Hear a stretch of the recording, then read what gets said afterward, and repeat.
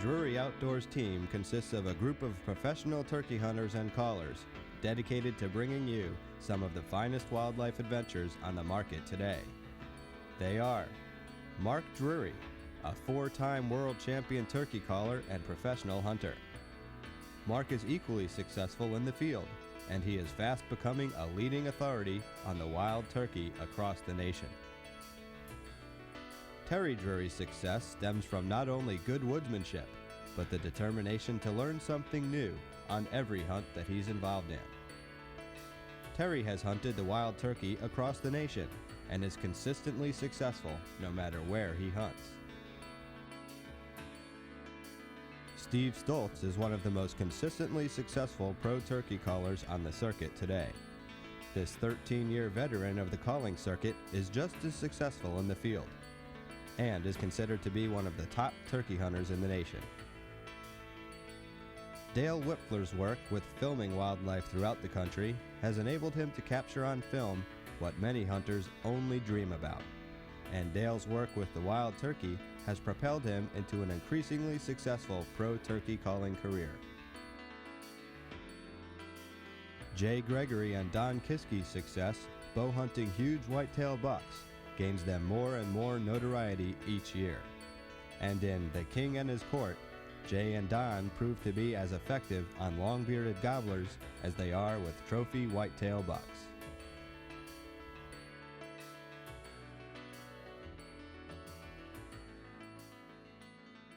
Finding a lone gobbler, setting up on him, and harvesting him can oftentimes be nearly impossible. In fact, a hunter is much more likely to encounter a flock of turkeys in the spring rather than a single. Anyone who has turkey hunted knows the difficulties involved in hunting multiple birds. Truly, a lone gobbler and a gobbler who is surrounded by others are two different animals. In this adventure, we hope to show you how to overcome the problems involved in hunting spring flocks. Here, Terry and I are set up on a large spring flock of turkeys.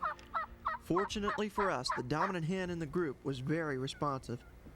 When presented with this situation, always remember to be aggressive and challenging with your calling.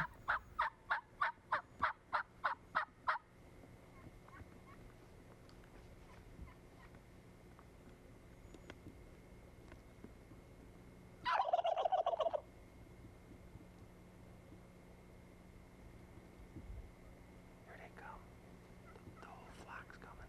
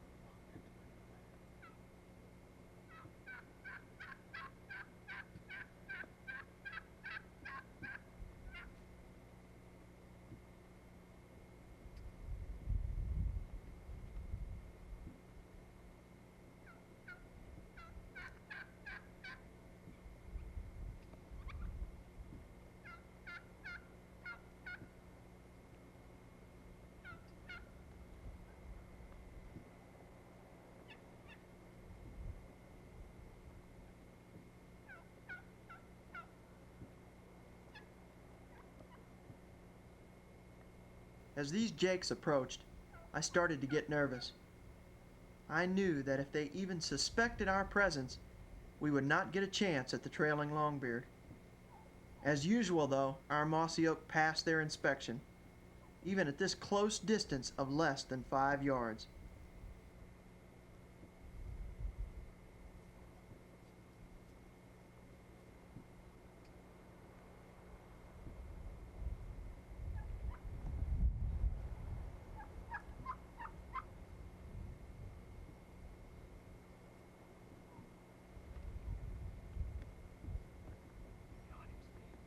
No.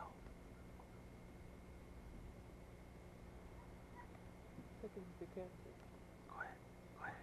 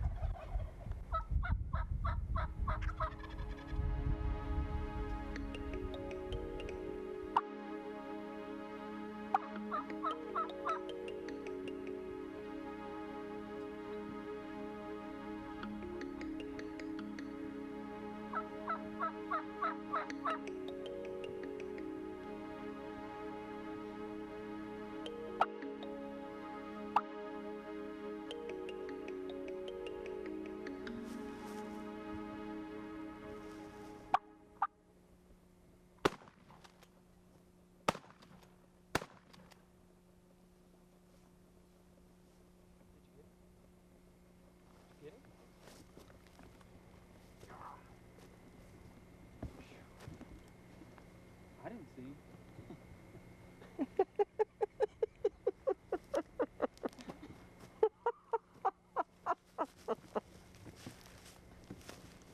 obviously didn't get him. Where'd he go? Or where'd you go? Oh, he was going with the flock right behind. Oh, did you? I know. I couldn't. Once he got too far to the left, I couldn't see. Couldn't see.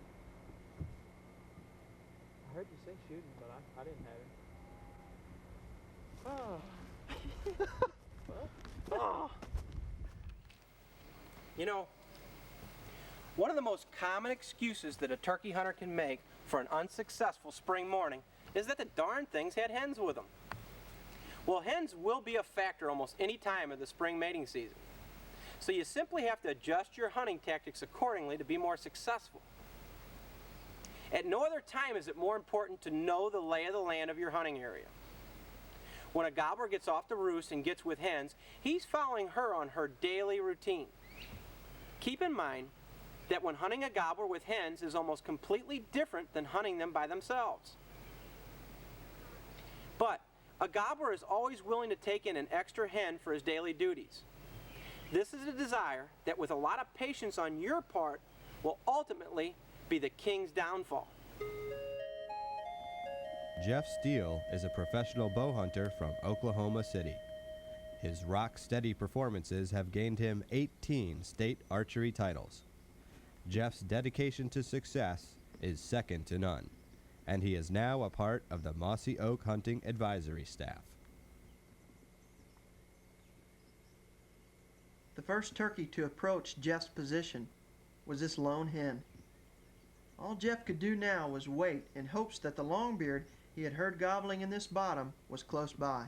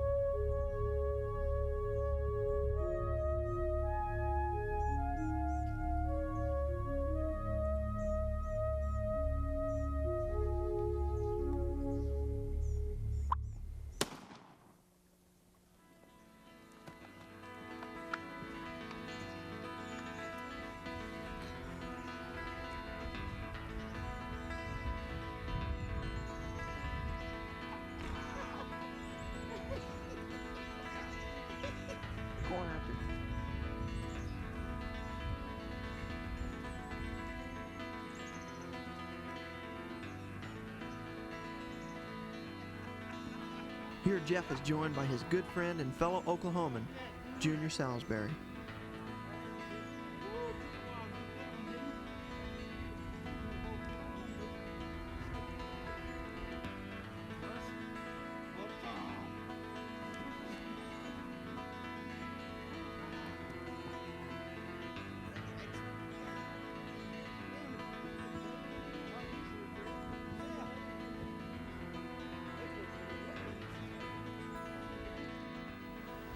You know, Dinker, sounding like a flock of feeding turkeys is probably one of the most effective ways to bring a flock into your calling position.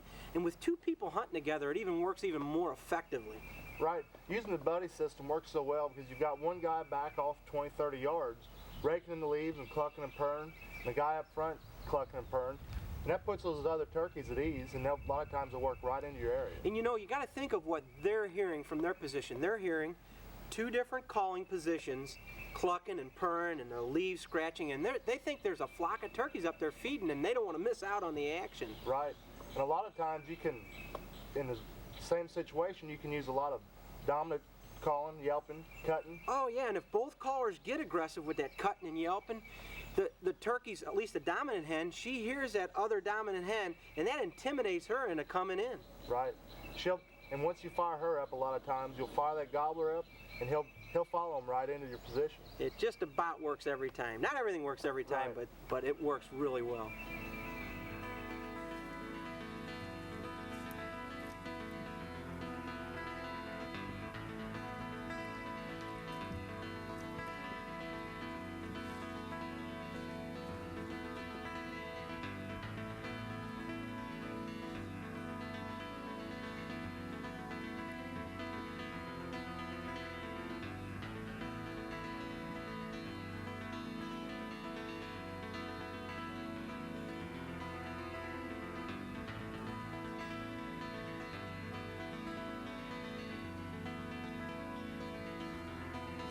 Here Steve sets up for a late evening hunt in a field where he had seen the same flock of turkeys on more than one occasion. Luckily for him, they were present this evening as well.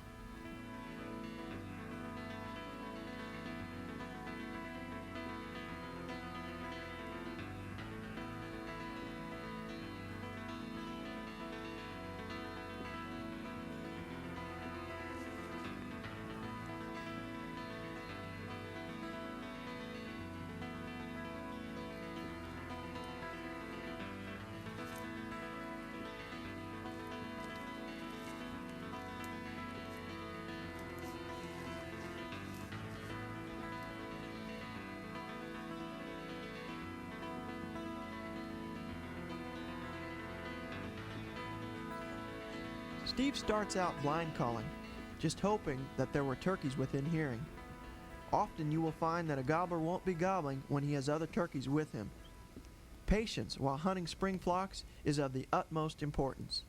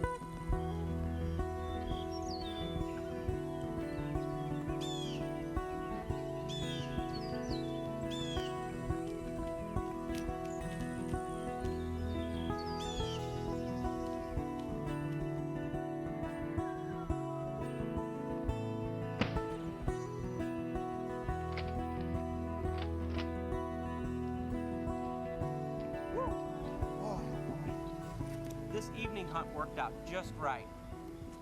These gobblers seen these feather flex decoys, and they came on hard. They were intending to roost over here on this hillside, but we intercepted their little pattern here. What a beautiful gobbler. I guess I better tag him and get out of the woods.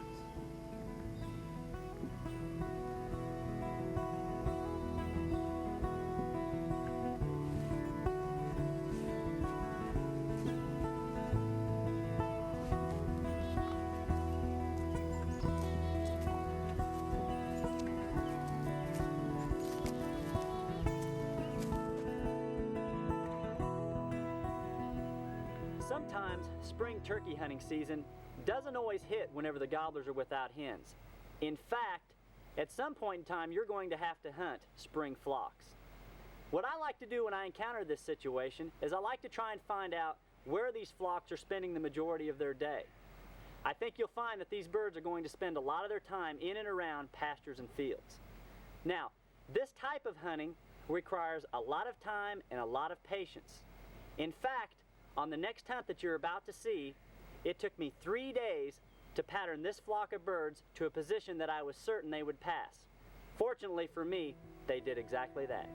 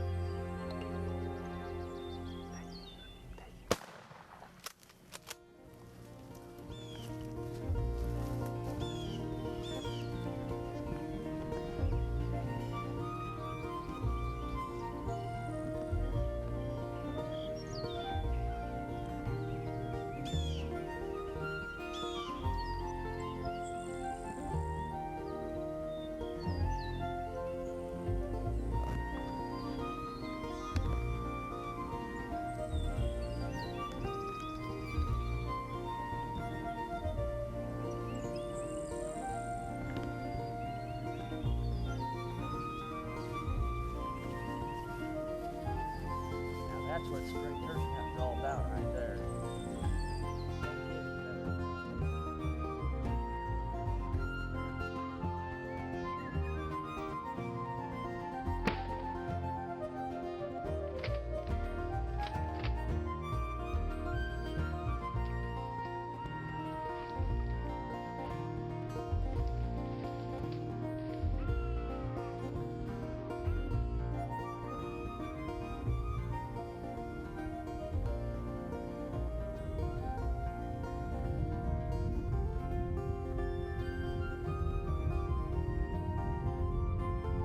Steve spotted a gobbler and a jay out feeding in a wheat field on this mid-morning hunt. Already within an effective calling range, he decided to set up. Always remember that when you are certain birds are in the area, never call until you are set up and ready.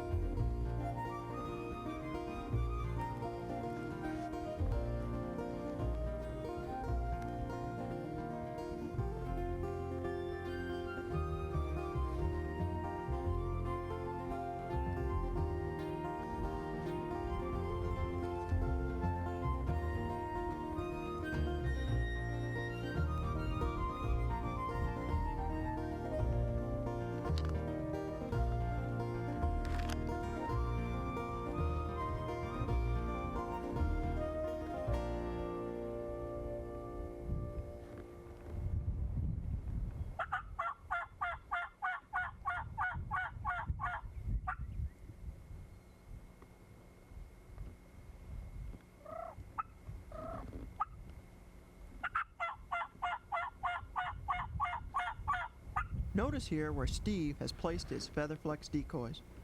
When used properly, a decoy can actually serve as a safety buffer. Consider that if an oncoming hunter mistakes your decoy as the real thing, there is only one line of dangerous fire. As long as your decoy is in your view and has at least 60 to 80 yards of open ground beyond, then it is a safety tool.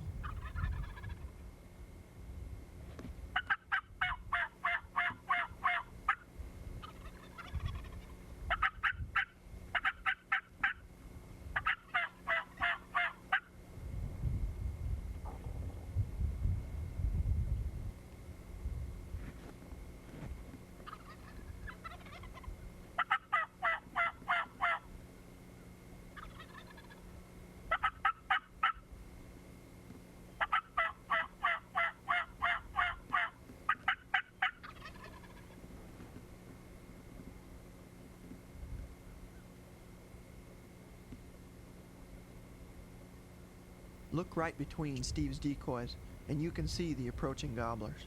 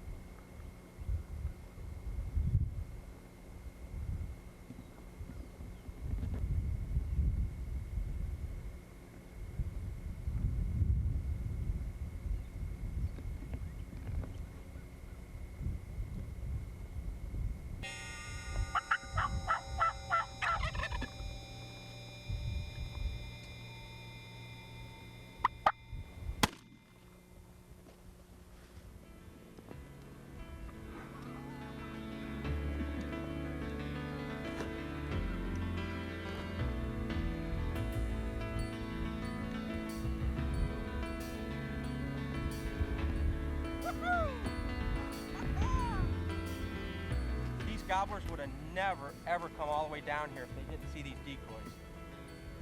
Unbelievable. Woo!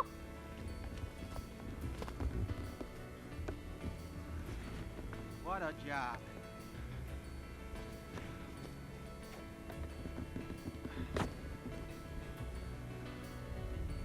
What a beautiful turkey.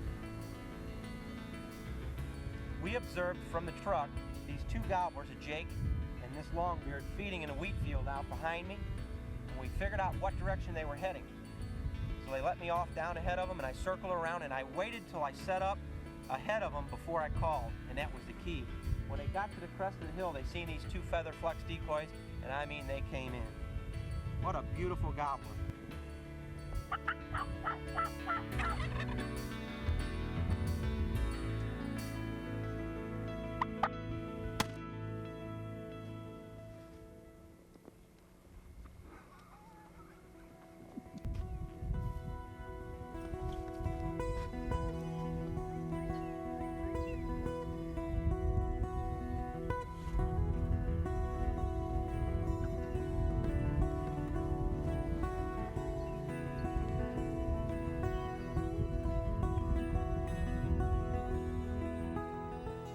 Well, you could tell that Longbeard wasn't going to let that Jake beat him into Steve's position. Steve made a really good shot right there. And you know, that's so typical. A lot of times when you have multiple birds coming in, and specifically whenever you have a Longbeard that has Jakes around him, or Jakes traveling with him, I've seen it happen so many times that generally the Jake's going to lead in first. The reason being is usually the Jake or the Jakes are going to be walking, whereas the Longbeard will be displaying and strutting as he's coming into the calling. And there's going to be a critical time for you here that you're going to have to remain very still, because the Jake's going to be the first one to come in. He's going to look the situation over. And if he gets a little bit spooked or a little bit nervous, he could blow the whole thing and you never have a shot at the Longbeard. So make sure you keep very still during this critical time. The hunt you're about to see, that's exactly what happened. These turkeys ended up, specifically the Jake, pinned me down at a distance. He was only 5 yards away. I had to remain very still. Luckily, I had a flock of decoys out in front of me. The Longbeard came in, and rather than looking at the hunter's position, looking at the caller, the first thing he saw was the decoys, and he came right in, worked in like a charm.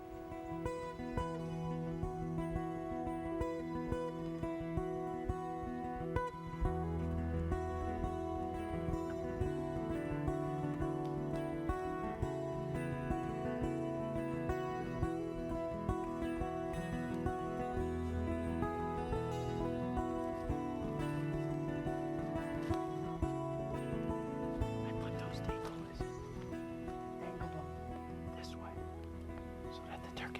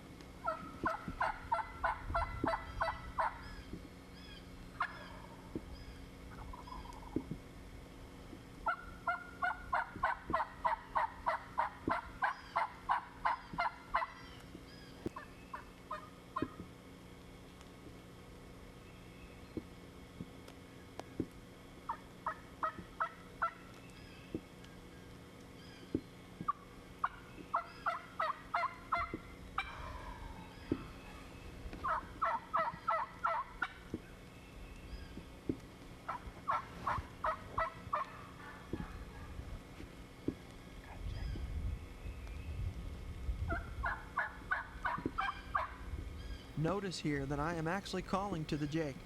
I really feel that when calling to a group of turkeys, your calls are better directed towards the birds that accompany the gobbler and not at the gobbler himself. Here I slowed the rhythm of my yelping to simulate a lonesome jake.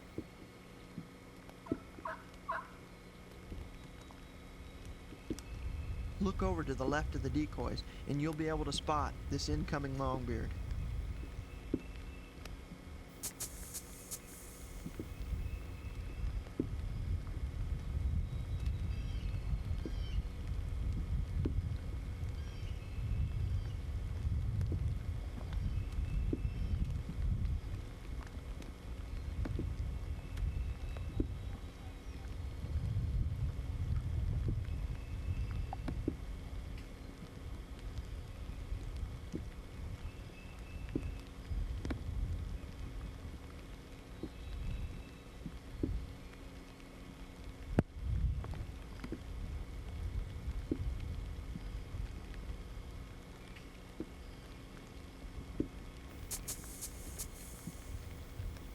Once again, my mossy oak allowed me to go unnoticed, even with two sets of eyes close at hand. Both of these turkeys are within 10 yards of my position. Wait.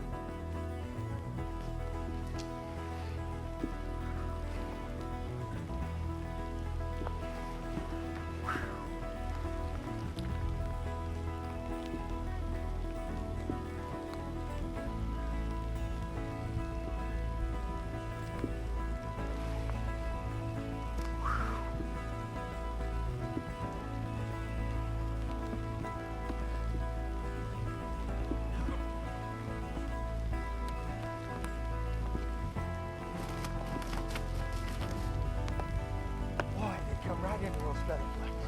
Right in. Oh, is that exciting.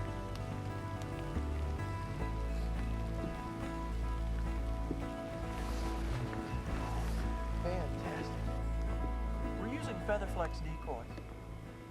These decoys are so light and so mobile, you can take more than one decoy with you into the woods. They weigh about as much as a shotgun shell and they fold up and fit in your pocket. It gives you the opportunity to put out a flock of turkeys, not just one. And that's what brought this gobbler in. The jake came in first. He had a long beard trailing him. Both of the birds, when they spotted the decoys, came in and filed right in behind the decoys, leading them right in front of my shotgun at a distance of less than 10 yards. And that's key. It's kind of scientific a little bit, but decoy placement is so critical. A lot of guys just flop down, stick a decoy out, and hope for the best. Don't do that in every case. Look over your situation. Try to figure out where they're going to pick up the decoy the fastest so that they key in on the decoys and not you. And I think you'll put a few more turkeys in the freezer.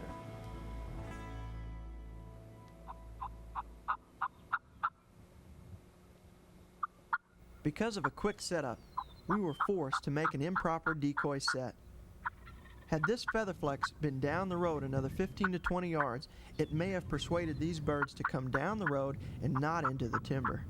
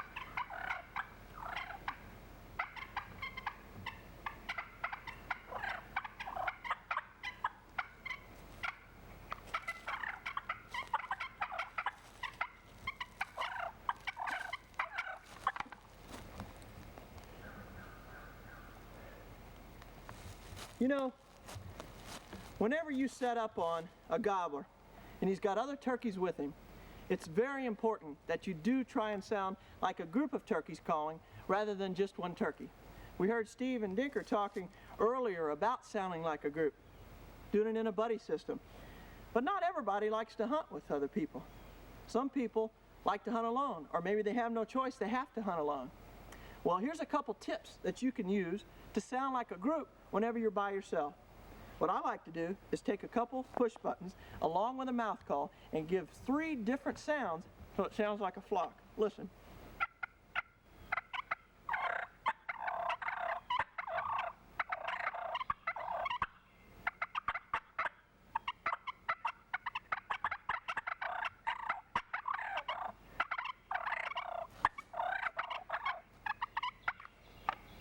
Along with all that, you can scratch in the leaves and make it sound just like a flock is feeding through the woods. And you can do all that while you're by yourself.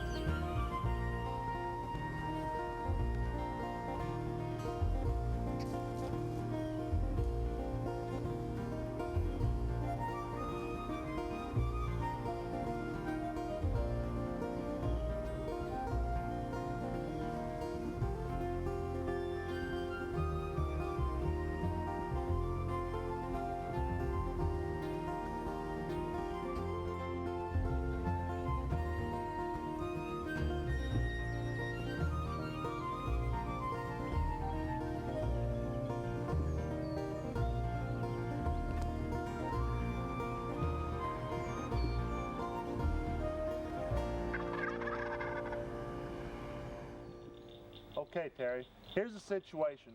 We're set up on what we know is more than one gobbler. What do you do to call those birds in? Well, Dinker, I'll tell you, if ever there is a time to use hard, aggressive, excited calling, I feel that's the time. Because a lot of times if you can spark just one bird in that group of gobblers, he'll get the rest of them fired up. And a lot of times he'll bring that whole group of gobblers into your location. And if it doesn't work, you don't get the whole group in there. Many times one of them will break away and he'll come in by himself to check you out. How can you be certain, though, that you're on a group of gobblers? I have problems with that a lot of times. Well, if you listen real close, at a distance it sounds like one gobbler gobbling. But if you listen real close, you'll hear maybe 1, 2, 3 birds. Their gobbles will be staggered just a little bit. And you can pick that out if you listen real close. Yeah, I agree. What kind of calling do you use? Do you use that excited calling? Well, whenever I get one to respond, I'll cut him off just as quick as I can with some excited cutting, and then keep calling with the excited yelps and cutting. A lot of times that'll bring them in. Yeah, I agree. But do you always set up the same? Well, not generally. I kind of let them determine how I'm going to set up. If they're in the mood and they're fired up and it sounds like they're going to work real well, I'll sit right where I'm at. I won't move on it. But if they're just using some gobbles, say intermittently, I'll maybe cut the distance in half and try to go to them and see if I can't get them fired up. Now here's a hunt where Steve and his friend Doug Piney do exactly that. By using the cover of darkness, they were able to set up within 150 yards of these roosted longbeards.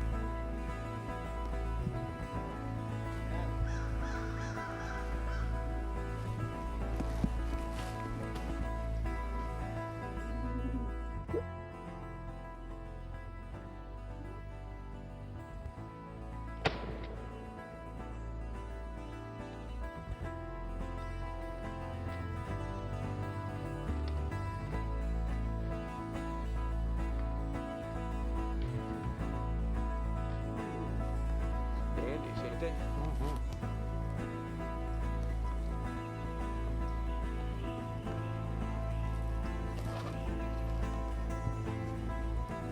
Well, they got some hooks on.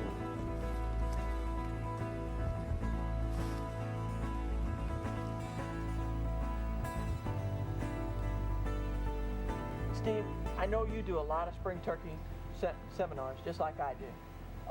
And one of the questions that I hear the most from the audience is, what kind of shotgun to use and what shot shell to use, and they want to know what you're using. And I always answer that the same. Get something that is comfortable for you. You have to shoot what shoots good for you, you know, because no two shotguns are going to shoot the same. Exactly, and I answer the same way. I like a shotgun that's got a good short barrel so I can swing without hitting brush. I like a shotgun with a good camouflage pattern, such as this mossy oak tree stand on this gun here. I like a gun that's going to hold a good, consistent pattern. And that's why I like to use this model 5500 Mossberg, because it comes up real easy. It's got a short barrel, you can swing it real easy. It's got a 2-point sighting system, and it's got the extra full choke and shoots a real consistent pattern. Is that right? Now, what size shot do you use? I use Winchester 6-shot. And out of an extra full. Extra full. Now that's amazing, because I shoot the Mossberg 500 pump gun. I like a pump gun. And mine shot number 5's the best, Winchester number 5's out of the full choke, not the extra full. Yeah. And it's amazing how each gun's going to have a mind of their own. You know, year after year, we venture out across the country on a quest to harvest a spring longbeard. And year after year, we encounter an important factor in fulfilling our enjoyment in the sport of turkey hunting. Well, I'm referring to young gobblers, commonly known as jakes. They're as challenging and oftentimes more exciting than an adult gobbler. Well, we were fortunate enough to capture the wild and aggressive mannerisms of these little creatures. You'll see why they give us so much pleasure.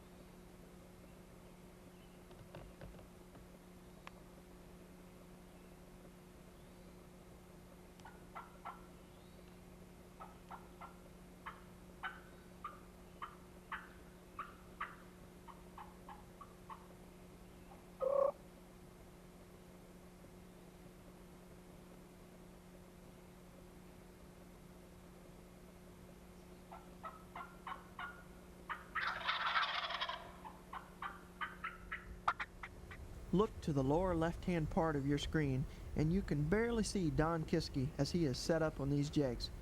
Don's mossy oak blends in so well here that he's nearly impossible to spot.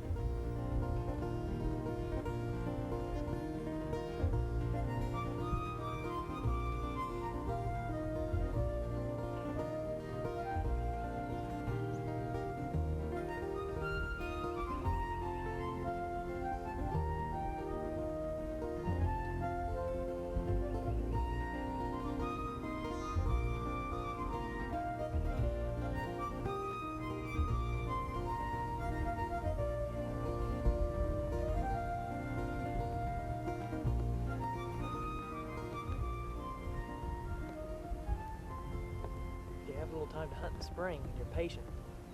Pass up birds like that, you may just get a chance at a big spring longbeard. Nice birds out there. You know, there's a lot of truth to that. Just the very next day, I heard this gobbler down the bottom gobbling. So I went around and crawled up on top of the hill. And there he was, right in the middle of a 200-acre pasture, and I had no place to set up. I laid down on my stomach, and I gave 3 calls, and that turkey came in to me like he was on a string. Well, I tell you, I knew then that I was glad I passed those jakes up a day earlier.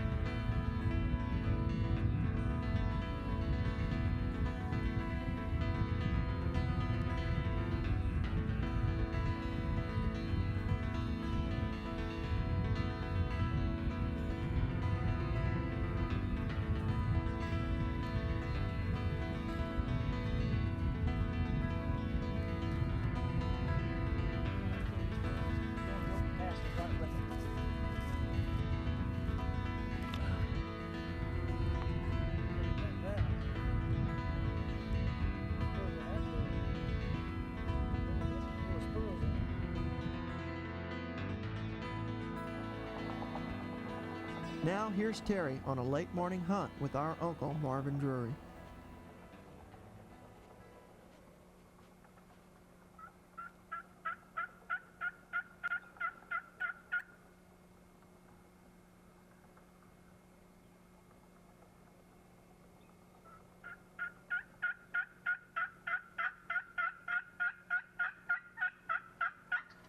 Hey, there you go.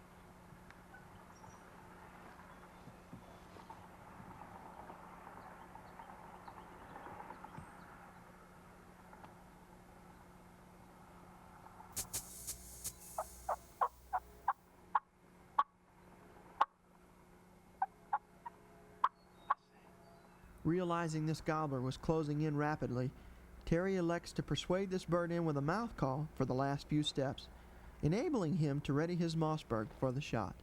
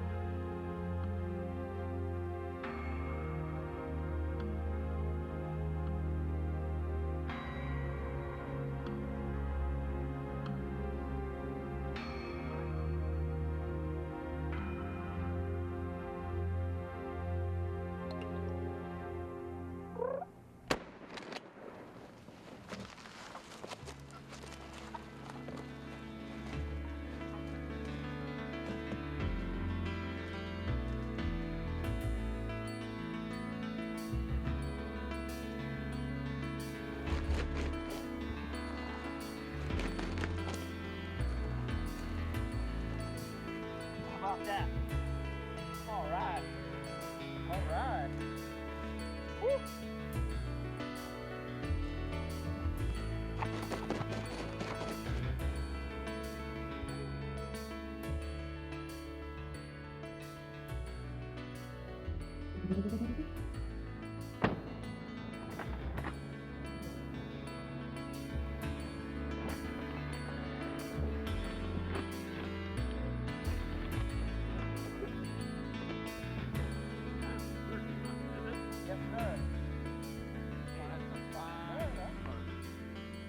Fine looking bird. Congratulations. Thank you. Thank you. I tell you, we thought we were going to get him out in the patch of orchard grass and clover here, but he ended up hanging up in the brush. And man, he was close. He came right in. He was really close. So, Fine. What is he, about a 3-year-old? Probably 3-year-old bird. that's a pretty good bird. Yeah. Pretty good bird. Man, it's a good feeling, I tell you. Good feeling. Great feeling. What time are we? Hey, it's almost noon. 11:45. 11:45. We got a bird. Ron Sandris and Shirley Grenoble have both been turkey hunting for over 30 years. Shirley is past president, and Ron is the current president of the Pennsylvania chapter of the National Wild Turkey Federation. But Ron and Shirley have one other thing in common. They both were involved in a turkey hunting accident, and they are here to share their stories.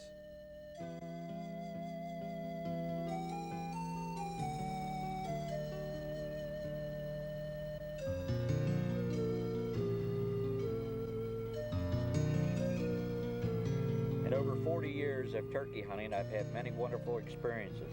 But today I'd like to take and tell you about one that was not wonderful. As you can see by this shotgun, I was a shooting victim, and it was by an irresponsible individual.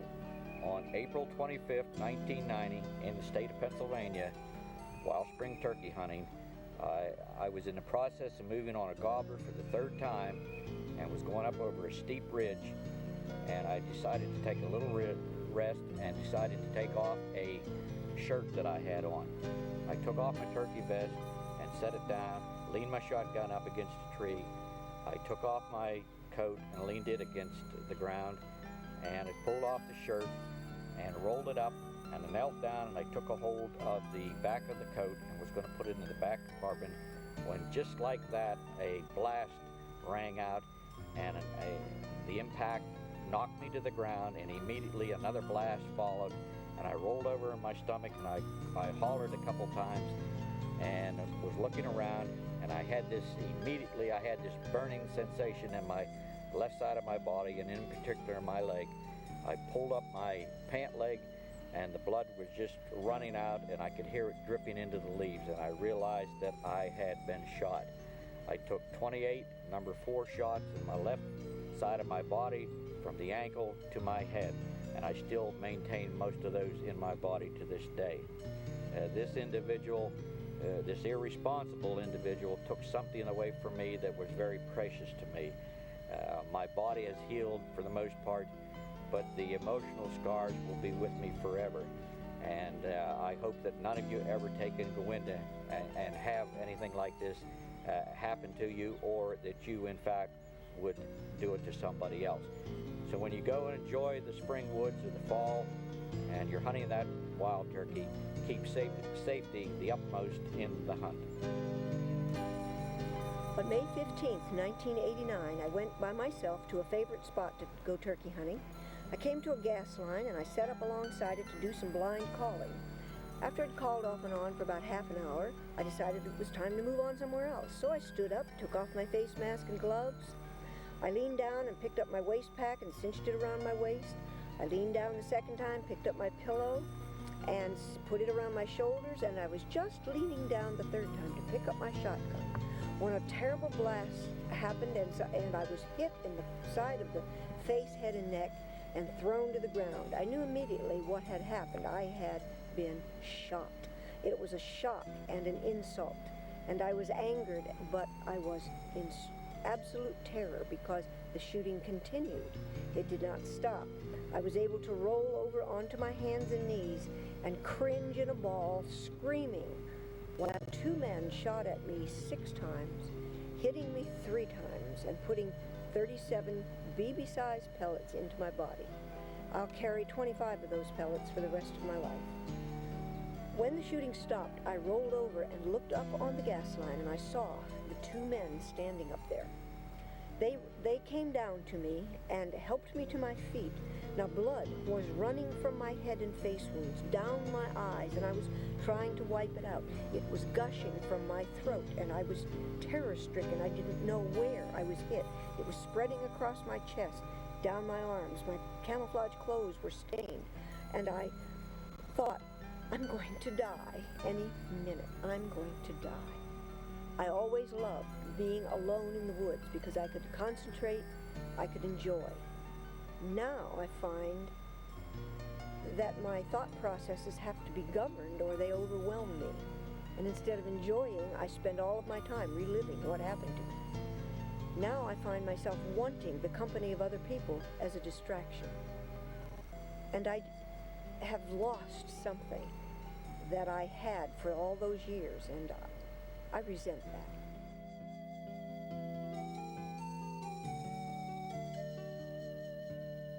Each year, the list of turkey hunting accidents continues to grow. In 1991, there were 175 accidents nationwide. 10 were fatal. It is terrifying to even dream that you could become a statistic like Ron and Shirley. We hope that their stories will keep you aware of the ever-present danger that lurks in our spring turkey hunting woods. Safe hunting from all of us at Drury Outdoors.